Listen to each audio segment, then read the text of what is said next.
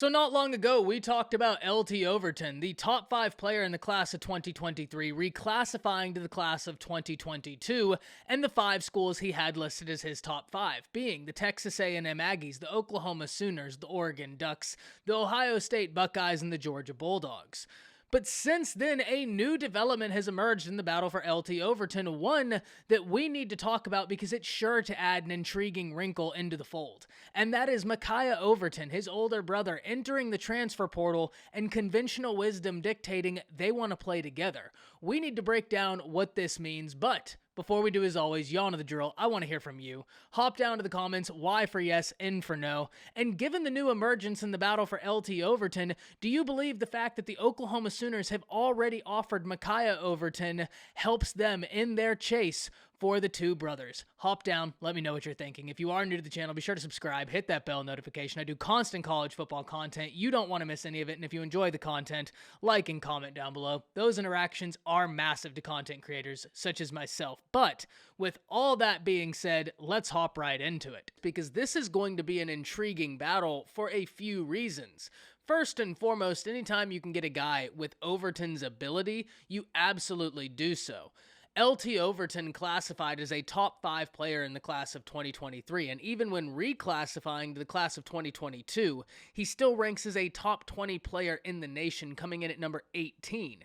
He is a supremely gifted player who set high school football on fire in the state of Georgia his past 2 seasons.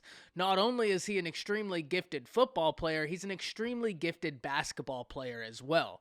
He has an incredibly high athletic ceiling, and he's going to be an exciting prospect to watch wherever he ends up deciding. So that's certainly first and foremost as to why this is such an intriguing battle. But secondly, we talk about connections and how connections can be massive in recruiting. But that gets a little bit muddied when we're talking about LT Overton, because LT Overton have connections to multiple institutions, both of which are legacies to OU, both of which have connections to Georgia, having played high school football in Georgia, both of which have connections to Texas A&M through the family once again and how the family worked there.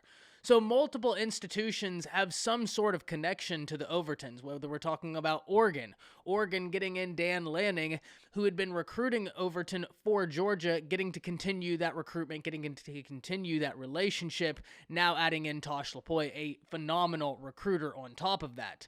So no matter where you turn, the relationships get called into question because so many relationships could be pertinent in this recruiting battle. These connections he has can be said for multiple institutions, so therefore it's going to be kind of interesting to see how they may weigh against each other and what ultimately will be the deciding factor.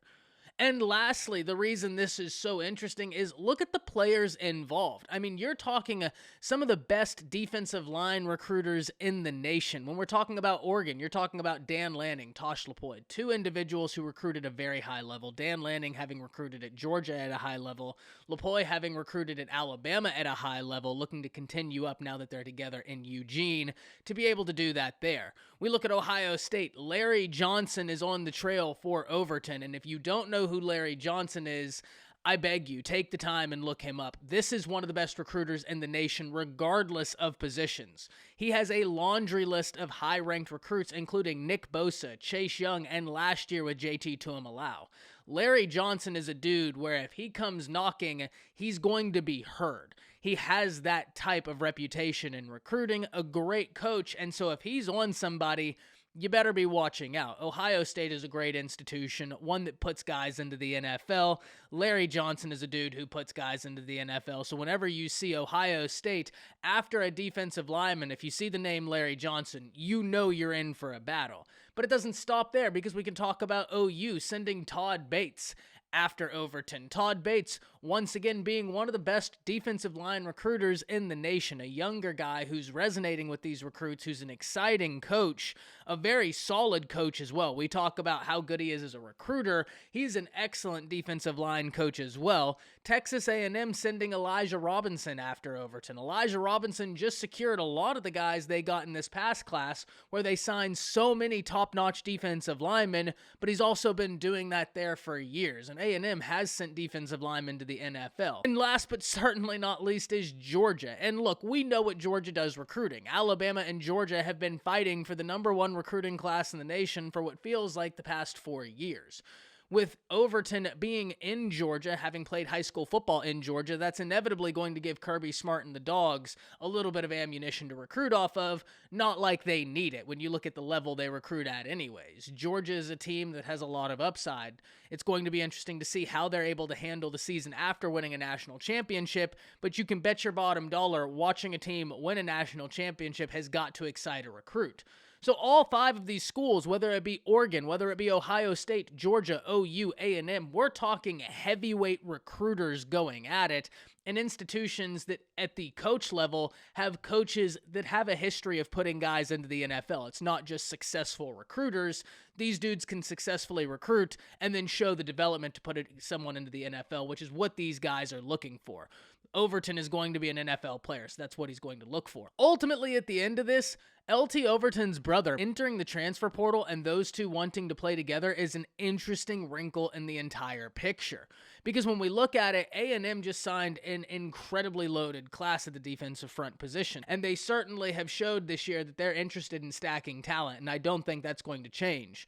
And especially when you look at how the process of Overton reclassifying happened, coming off of a visit to Texas A&M, kind of makes you think that Texas A&M is out in front, but his brother transferring certainly adds an interesting wrinkle into the whole fold. The Oklahoma Sooners jumped at the opportunity to offer Micah Overton because they thought it could help with their chances of LT Overton, and Oklahoma's in a situation where if they can get both of these dudes, it would be a massive win for Brent Venables, for Todd Bates, for the Sooners in general, and a great way to cap off your 22 class.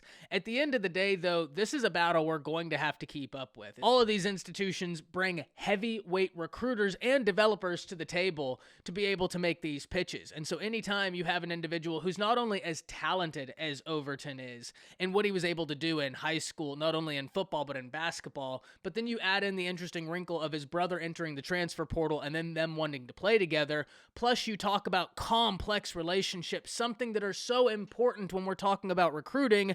But when we talk about LT Overton and those relationships, they're spread far. So it's going to be very interesting to see which relationships take hold, which relationships are ultimately going to be the ones to decide or help decide, because I certainly don't think they will be the sole deciding factor. And then finally, you're talking about heavyweight recruiters coming out and battling for a dude that would be massive to any one of these classes. This is a battle we're going to have to keep up with because he's a guy who could be a difference maker at any one of these institutions. And I just wish my Alabama Crimson Tide would have made the top 5. But having said all of that, very interested in hearing from y'all. Hop down to the comments. Y for yes, N for no. Do you think Oklahoma has a good chance at landing Overton? Let me know what you're thinking. And then let me know what you're thinking about this entire battle. It's crazy to see a prospect reclassify, but it's not new. We've seen this a few times already, and we've seen individuals be able to do it and have success. So it is something we have to watch. That's it. See ya.